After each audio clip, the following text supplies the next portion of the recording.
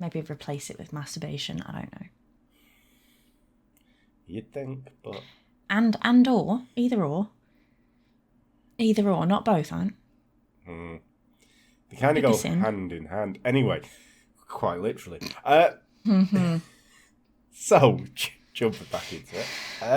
Didn't have you down as a two-hander, but okay. Whatever makes you sleep at night. Two thumb and four fingers. Could you not have waited till I'd swallowed my drink first? That's what she said.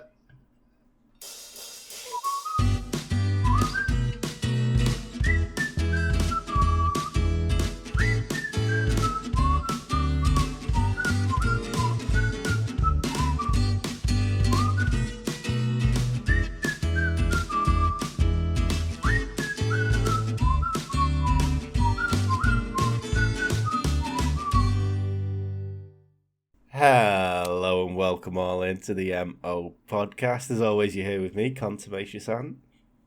And me, Atreya. And again, we are travelling the long road of Atreya, trying to make me believe in stuff that isn't real. Yep. And this week, we are talking about the possessed nuns of Aix-En, Provence. Okay, I might struggle with this one because I'm not familiar with it, I don't think. But I'll give it a good go. Getting possessed. You know how I feel about possession. Yeah. And I'm a demonology expert, so we can easily debunk this one. The only thing you know about possession is that it's 9/10 of the law. 'Tis true, 'tis true. So, before we get started on that, just gonna do another shout out for the website. We have all our podcasts on there if you want to go over, and we also have blogs that we do sporadically, let's say, about this, that, and the other. Look, I update it with the podcasts, okay? Yeah. You're the funny writer. Okay? I just proofread it and then go in afterwards and change your grammatical mistakes and hope you don't notice. Actually, you know what it is, right? If I find anything interesting, I do actually blog about it. And you'd be surprised, right? On my Google Alerts, right? I have keywords on Google Alerts. I have mystery, strange, disappeared, Long Island skeleton, Long Island disappeared, Long Island shot, Long Island murdered. I'm going to fucking prove it. I'm going to prove it. And people are still going missing and getting murdered, I'm just saying. They are. All to do with the Son of Sam's. Just saying. We've also got an Instagram and a Twitter there as well, so you can jump over there. And a TikTok. And a TikTok as well, yes, indeed. And these Gen Zers. Yeah, we even also have a coffee link as well, so if you want to buy us a coffee, you can jump over there and do that. I don't drink coffee, so...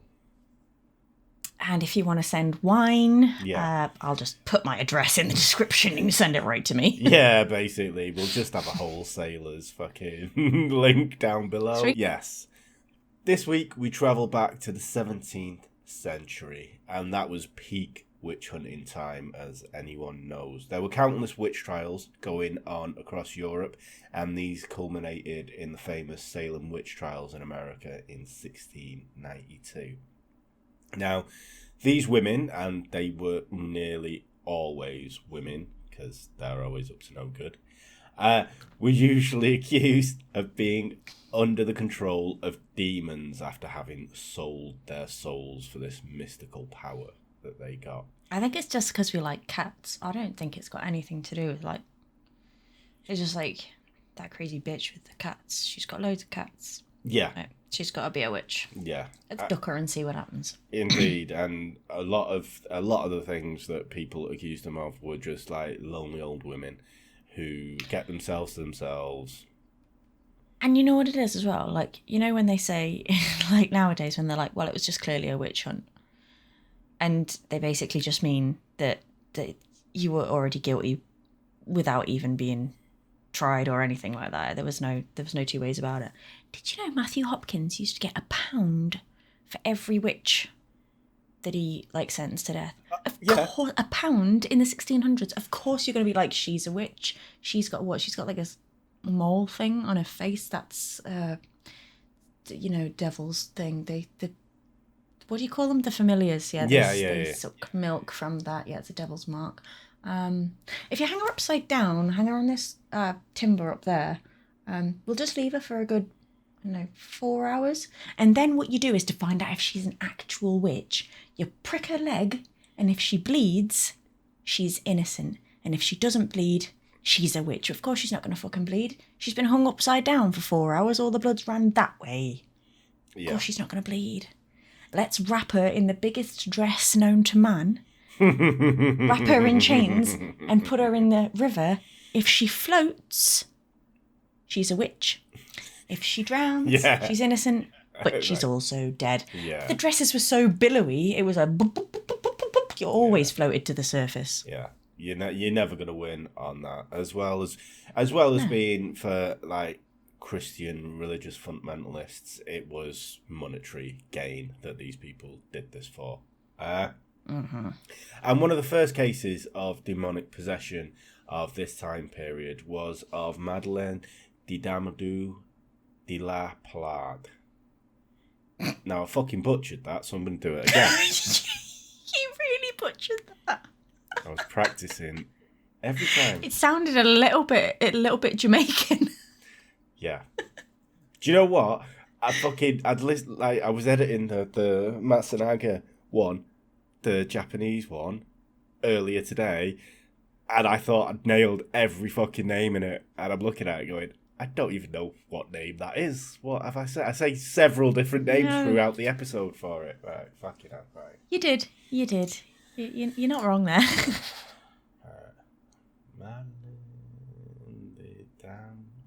Right.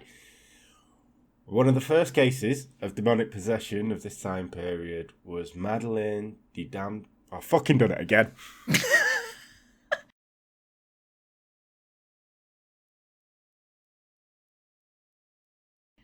One of the first cases of demonic possession of this time period was of a woman called Madeleine, and it occurred in southern France. I love it, yeah. So, dates and ages are conflicting. Now, some sources say she was 17 when she joined the Ursuline Covenant in Aix-En, Provence. Others say she was 12. Now, that's a bit of a difference. Yeah, but these age discrepancies could be because priests are involved. And priests... Say no more. Yep. Yeah, be doing that, don't they? They do. They do be. So, Madeleine was born into an aristocratic and rich family in the late 1500s. And with it being France, she suffered from depression and mental health issues from a young age. It's not knocking France, but they just recovered from several historic things that had happened there. Now, there were 5 other nuns that joined the nunnery at the same time, and these were all, again, from wealthy families. Wait, hold on. Go on. I'm confused. You said she joined the Covenant. Covenant? Nunnery? Do you mean the convent? Yeah. Yeah, she went, yeah. Right, okay, so I thought she went straight into the witchcraft. No. It's like she joined the coven and the Covenant. She was straight in there with the other crazy nun bitches. Right. Oh, she joined a convent. Oh, no, that's not quite as exciting. Right, okay. Not quite as exciting, but okay, do continue. I'm up to speed now with what's going on. Yeah, so if I've not apologised already, I will for pronunciation, and WordPad doesn't have spell checker, so there you go. So, after a bout of depression, Madeleine was sent back home to recover, and it was at this point she met the local parish priest. His name was Father Louis Guffridi, And by all accounts, he was a handsome, debonair man who was very entertaining and liked by all the local women. I thought he was French. Just going to point out... How could it be entertaining? Well, just going to point out he was 20 years older than Madeleine as well. So... And we're not sure if she was 12 or 17. Either way, the age difference is a bit stark. Now, he started making regular visits to Madeleine to cure her depression. And during these visits, he would spend as much as an hour and a half alone with her. So, stamina. I bet he tried to cure her depression in the same way that the Victorians tried to cure hysteria. Exactly. With get that metal vibrator up there. Exactly. Vibration. Are you still depressed? Therapy. So, obviously, gossip started to ferment in the village around the area. And now, because loose behaviour by priests was tolerated to an extent, it could have been because of Madeleine's age that her mother went to the head of the Aix-En convent, and Gaufredi was warned off and told to stop spending time alone with Madeleine. Bloody sure. So in 1607, Madeleine entered into the Marseille convent. I was going to say, how old is she now? I know, yeah, Jesus, she is a witch. She's still going. So she entered into the convent as a novice. Convent as a novice. I swear to God, 3 days drinking, I don't know that that's good for you. I know. This is the thing. Like, I need to be on it constantly. Fuck me. Mm-hmm. It's killing your brain cells not drinking. Oh, Jesus.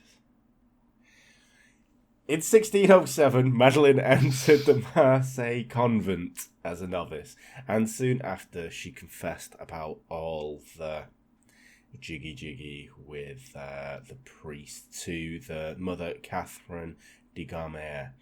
She was the head honcho of the convent, and de Gomer had Madeleine sent to a convent further away in Aix-En, Provence, on the basis that it was too remote for Father Gaufredi to visit. Isn't that just better for him that nobody's going to see him come and go because it's in the middle of nowhere? Exactly. It's the best place to have an affair, surely. I don't understand what the thought process was, but obviously the head nun thought, send her away and leave him here, diddling all the children in the village. Well, yeah, but I mean, even like sending her away, like send her right smack bang into the middle of a city where everybody is going to see him going and visiting her. Do it that way. Yeah. So it didn't really... Well, it worked out because Gaufredi didn't visit and he'd been warned off. But for Madeleine, nothing really much happened for the next 2 years except for nun stuff, I suppose. But towards the end of 1609, she started suffering from convulsions, shaking fits, and in a peak of rage, she destroyed a crucifix. Now, rather than trying to diagnose the issues, getting a doctor in, having someone look at her, the hierarchy turned round and said, you need an exorcism, love, because you got them demons. I mean, I would kind of agree. Yeah. You don't be no nun and then you smash up a crucifix. That's not how it's done.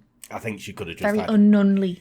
Maybe, but she could have just been anger issues and needed to be talked down. But I mean, a crucifix is the last thing you go for when you're pissed off. She could have punched a wall or something, you know.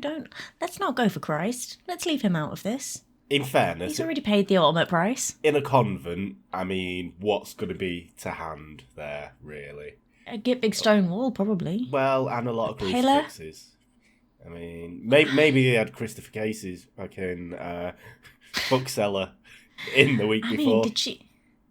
I don't know. It's just like, I kind of feel like the equivalent like of a nun or a priest like smashing up a crucifix.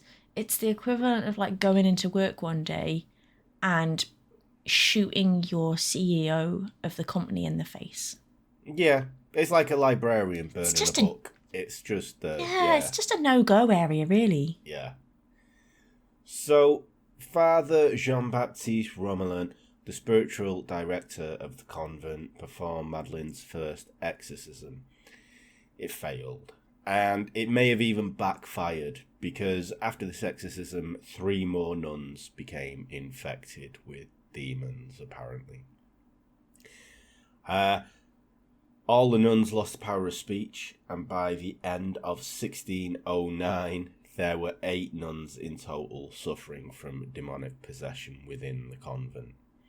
Now, out of the 8, only one of them came close to having demonic possession as Madeleine did, and this was Louise Caput, whose contortions and ravings were more debauched than Madeleine's, and where Madeleine would scream obscenities and thrash about, Caput would speak in a deep bass voice and be more gymnastic in her bodily contortions. So do we know what the women that were possessed, do we know what their daily routine then became? So say if their ordinary daily routine was get up, do the chores, wash all the floors, do hard labour, and then once you're possessed, that's it. You'll kind of just stay in your room, read a few books, like till we can like depossess you. Oh, I think I'm possessed as well. I really can't be asked to wash those floors. I've got the hangover from hell being at the communion wine all night. Yeah, so I think we're not even halfway through and you've already debunked this, because I think that is kind of the way they were going. It must have been hard, like the chores and stuff that you get. So, like, if you can get out of it, you would, wouldn't you? Yeah. If I thought being possessed would get me out of work, I would do it every day, but it just doesn't work like that anymore, does it? Not really, no. Especially not when you've got a mate who can do exorcisms as well. Exactly, see? I'd be there just in a heartbeat. So, not to be upstaged by this pretender, Caput, Madeleine got all kind of crazy in her ravings, and she outed Father Gaffredi as a paedophile, claiming that their affair started when she was 9. He'd given her... But it was the 1600s, wasn't it? Yeah. Were paedophiles even a thing in the 1600s? Because I just thought they were marrying people off at like 8 and 9. Well, no. You had to have babies by the time you were 12. So this is what I meant earlier. With the priests at this time had a little bit of leniency with sleeping around. They got away with it, but when it came to children, it was like, nah, you're gonna blow this whole gig. We need that for the 20th century. We can't be doing that now and blowing everything. No, but I just thought like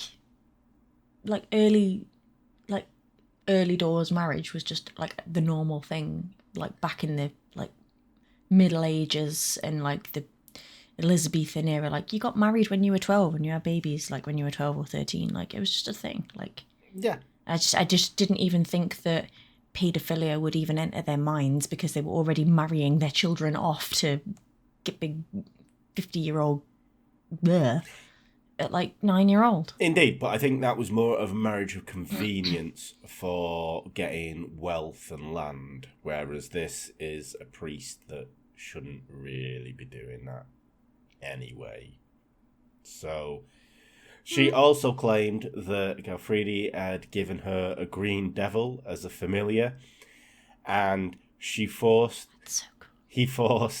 her to take... Like Slimer. He forced her to take a special potion that would cause any babies that they made together not look like him. So no one would accuse him. So he probably gave her a tea that made her not get pregnant then. And I still to this day don't know what I read about all these teas that they used to give them in like the olden days that would like... They acted like the morning after pill, but I still don't know what was in them. And why do they not do them nowadays?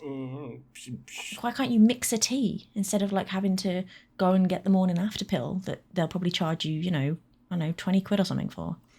I mean, I don't think it's chai or anything like that, or green tea. But Oh, no, I it think, definitely isn't. But yeah, I think you could still make your own, really. That'd flush you out. I don't know. I don't know what's in it, though. I mean, ask Madeline. Maybe she knows. Is she still alive? I'll ask her. She could be. She was really possessed and slime has kept her up to date all this time. So, Father Romulan was getting nowhere fast with his exorcisms, and he enlisted the help of Grand Inquisitor Sebastian Michel. The Grand Inquisitor? Exactly. They had one in Marseille at this time, apparently. And Michel, although he was old, he was very determined inquisitor, and he had 18 witch notches on his witch murdering stick. Now, 14 of these were burnt at the stake between the years of 1581 and 1582. So, as he got older, he kind of stepped back a little bit and just... But in his heyday, he was burning them left, right and centre. That is a total different play on notches on your bedpost, isn't it? Yeah. This is how many women I've had burned at the stake. Yep. So, in the winter of 1610, they attempted an exorcism in a cave that was deemed to be holy as Mary Magdalene, the prostitute who hung around with Jesus in the Middle East, was claimed to have lived in. So, she got her steps in, getting there. I was going to say she's a bit far out of her jurisdiction. Quite frankly, yeah. She had a fucking Fitbit on. She needed them steps that week. I'm not being funny, right? But if I was going to carry out like an exorcism, I'd be like, right, where is the most holy place I could carry out? Oh, I'm already here. It's called a convent. Yeah. What? Why don't you just do it where you are? Yeah. They may have gone God is here. Yeah, they may have gone to the cave because this was a public exorcism. So... The locals... Did they send a little collection pot round afterwards? Exactly. I mean, there was no telly, was there? So the locals were probably bored, and the priests needed some money, so they put on a show for them. Now... I mean, I would go to an exorcism. Yeah, if it I'd was... be interested. Yeah, if it was in the square or something, you'd pop down, wouldn't you? Yeah. Like an execution. You'd go and look. Yeah. Stop off at Primark, grab a Mackey's, take it to the execution. Put some bunting up. It'll be a good time. We'll make a day of it, yeah. So this... Buy some T-shirts. This exorcism failed again, and the two nuns were then passed on to another exorcist who was called Francois Domitis. And again, there were several public executions exorcisms performed on the women. And I was going to say, several executions. Yeah. Jesus, they really were witches, weren't they? Exactly. Couldn't get them the first 5 times. By the 5th time, they were all crispy. Like, fucking hell. So, this was pretty much like some kind of mental Vatican's Got Talent, with Madeline and Louise try to outdo each other with the kind of crazy shit that they was saying. Now, Louise, in the medium of having a demon called Varine possessing her, told the priest that Gaufredi was the cause of the possessions. She claimed that he was a witch, and she accused him of a lot of bedroom shenanigans, like stuff that maybe an innocent nun shouldn't know about. Hotchy potchy, my mum used to call it. Yeah.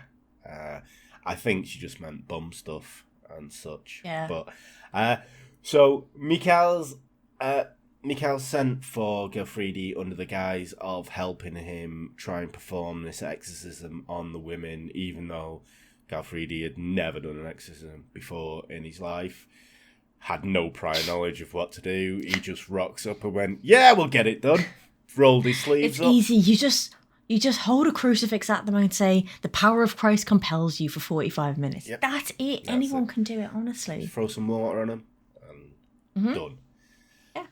So when Galfredi turned up, he was blindsided by both Louise and Madeleine. Now, he knew Madeleine, but it's not been reported. I couldn't find out if he knew Louise at all. So she just came out saying, yeah, it's him. He's a dickhead. So they both claim that he was debauched, did terrible things to the both of them.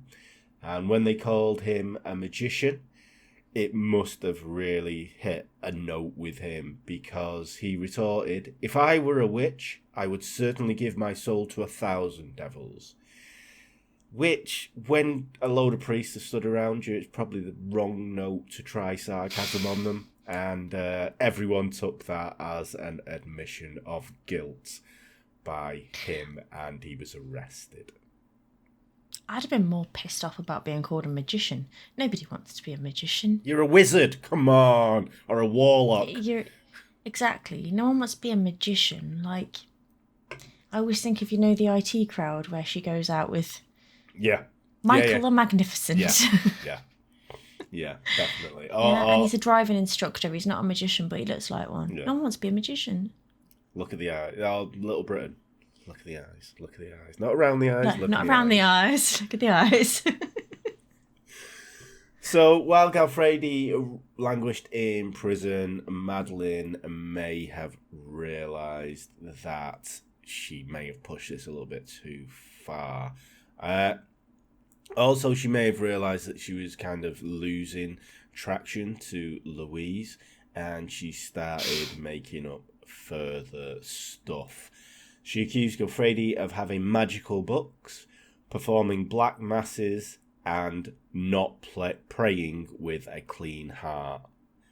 Apparently, that's the same as being a wizard. How can she possibly know he's not praying with a clean heart? Because she's possessed by a demon, and the demon can see everything. So, Galfredi's room was searched, where he lived was searched. Nothing incriminating was found, but didn't have hard drives then, did they? So, He might have done little drawings, though. Woodcuts, but then you burn them afterwards, don't you? So, 2 in 1. Keeps you warm. You relieve yourself, and then you keep yourself warm afterwards when you're having a nap. So members of his parish as well stood up for him, and they called him a well-regarded man. Nothing they'd ever seen would relate to him being a black magician or anything like this. And there were also some church politics going on behind the scenes, with the Franciscans supporting Galfredi, while their rivals, the Dominicans, wanted him tried regardless of what anyone else said. Now, Galfredi was released and no charges were brought against him, but he was a little bit upset by having his character smeared. And I imagine he was. Once he returned to his parish, he quickly set about clearing his name. Now, he's got away, even if he didn't do anything, he's got away with something here. It could have been easy, but he just pushed it a little bit too much. And he went to the Pope to try and clear his name, calling for the possessed nuns to be jailed and saying they were slandering his name. Slander! Yeah. So Michael's was still mad that Galfredi had slipped through his fingers, and he managed to pressure the local parliament to bring a civil case against him in February of 1611. Now, both nuns were on top form during this trial. They alternated between having fits and going into graphic detail about what Galfredi had actually done to them. And I suppose a few of the priests may have got a bit of red faces because they went in detail about how much of a devil he was. Okay, so my first thoughts were that maybe he'd come onto them or something, or even so I don't know, slept with them or something. And, you know, they were like fairly young, and your first love always hits you hardest, and you fall in love, and that's it. And they got obsessed, and then he was just like, "Mwah." It was just like a one night thing. And then they were like, I'm going to show you what's a one night thing. You are going to regret me and me. But then I think like they were so young, and like back in those days, was it the kind of thing that young nuns talked about to each other, like pegging and anal and that sort of shit? Like, where would they learn this if they hadn't had it done to them? Yeah. So now I'm kind of torn. Yeah, in fairness, it is kind of, you don't know about it unless you've seen some kind of stuff happening. And especially... Not if you grow up in a convent. Exactly. And at the time, if you're Catholic, it's not talked about, the whole sex thing. And so it kind of either puts you into being a deviant or puts you into being celibate. It's one of the two ways kind of thing. So if you've not seen it, how would you know about it? So maybe he did have a little bit, but I don't think he was again a wizard. Oh, he definitely wasn't. He might have been a wizard between the sheets. Yeah. But wow, yeah, maybe that's it. And I was spurned. So Madeline also went through bouts of withdrawing her accusations, claiming that she had been besotted with Galfridi, her first love. She also, though, acted out their sex acts in the court. So... she's got a lot of balls. Yeah. So, she had a lot of balls. So if everyone just imagines a nun kind of air bumming something, then there you go. So Madeline was examined and she was found not to be a virgin. How? I have no fucking idea. Okay, so what they do is they check if your hymen has snapped. However, I have been informed Here we go. at school. Oh, yeah. By in sex education lessons that actually proves nothing, because if you do gymnastics or high jump or horse riding or anything, it can snap your hymen. So it proves fuck all, really. You can just do it from general movement, it can snap. Yeah. So, yeah, it proves pretty much nothing. Yeah. So, as well, I believe in Arabic countries as well that they do this before a wedding, which is grim. Yeah, because it's like if you don't bleed, you can't be a virgin. Yeah. It's not as grim as everybody makes out. It's not all blood. No. So, as well, Madeline was found to have 2 devil's marks, which, when poked with a pin, didn't cause pain or bleed. So, again, science with that, I think. Yeah.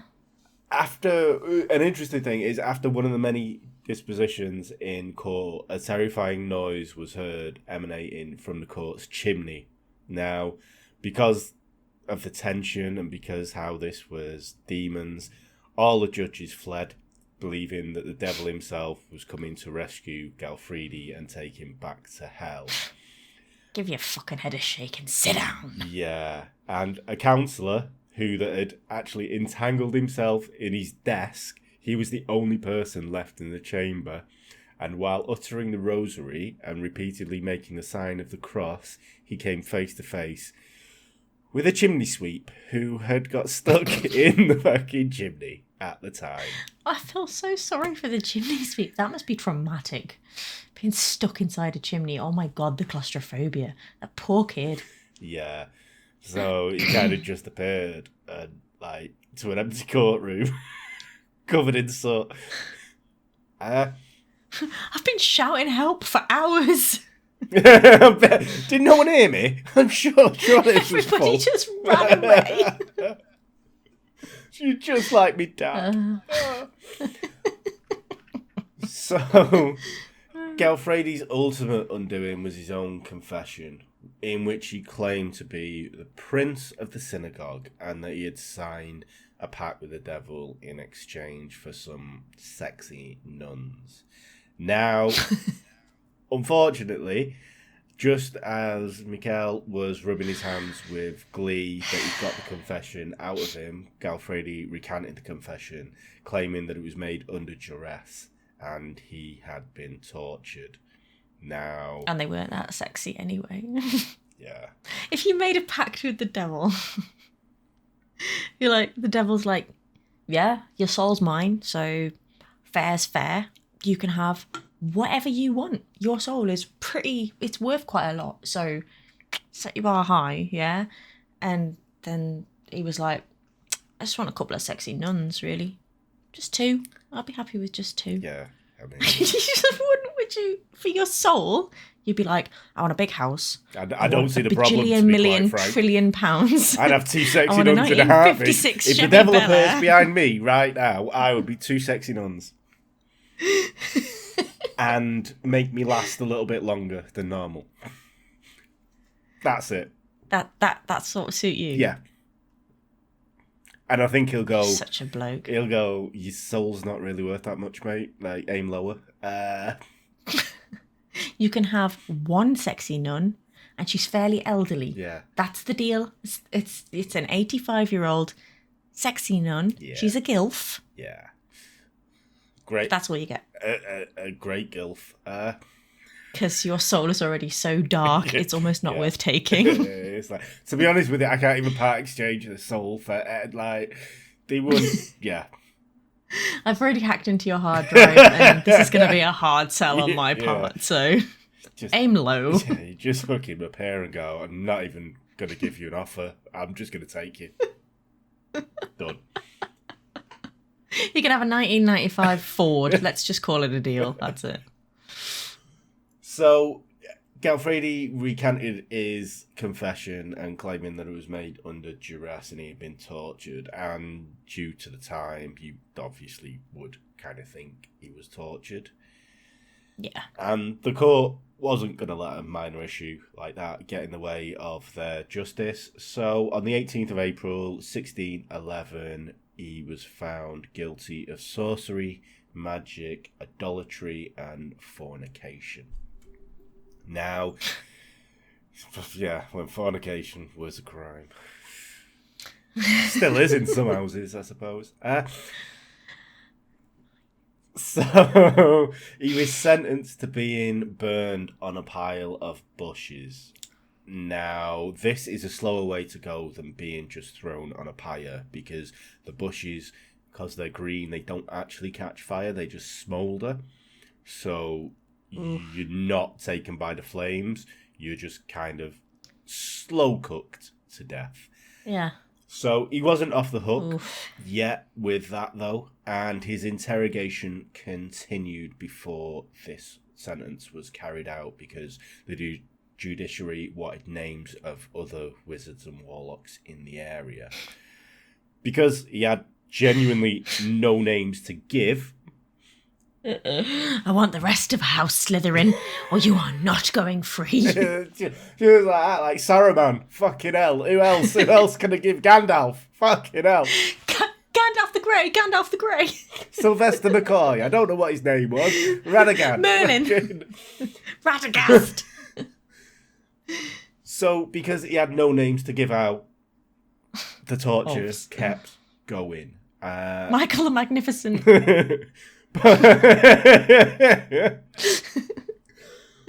Does great card tricks. And because the torture just kept going, Galfredi snapped and he started confessing to anything and anything they wanted to hear. He confessed to farting in a lift. He confessed to worrying ducks on the Sabbath. He just went, you know what? I've done it all. Oh, that finished me off. Sorry. Yeah. So he just went. I enjoyed that very much. So interesting to note that worrying ducks on a Sabbath was a genuine crime at the time, and on his final appearance. And this is where my audio failed. So apologies, we are very close to the end. And we do miss a little bit of interaction between me and Atreya here. But I'll just finish it off here. And on the final day during his court appearance, he went full on, Galfridi went full on crazy mode, and he just went on to say that he ate roast babies and did all kinds of witch shenanigans. Now, before he was executed on the 5th of April, he was given a few more tortures, and these were, he went on the strapido 3 times, which is a massive crane where his hands were tied behind his back and he was dropped from a great height. He went through squassation 4 times, which is where he had weights attached to his feet and he was dropped from height, but he stopped before he hit the ground. He was then dragged through the streets of Aix for 5 hours while tied to a sled. Now, just before he died, luckily enough, I say that ironically, the Bishop of Marseille gave special dispensation for him to be strangled to death. So, before his body was even medium rare, Madeleine was cured, but then in later life she was twice again accused of witchcraft, once in 1642 and once in 1652, and she did serve 10 years in prison for this. She was released and she died in 1670. Now, Louise Capet just carried on being a straight up bitch, and she accused an 11-year-old blind girl of being a witch in later life, and the poor girl was burnt at the stake. So that is the story of the possession of the nuns of Aix-En, Provence in southern France. And I do apologise about the ending there. I hope you enjoyed it up until then, and join us next time on the MO podcast. You take care now. Bye. Oh, we're good. The MO podcast. The MO podcast. The MO podcast. The MO podcast.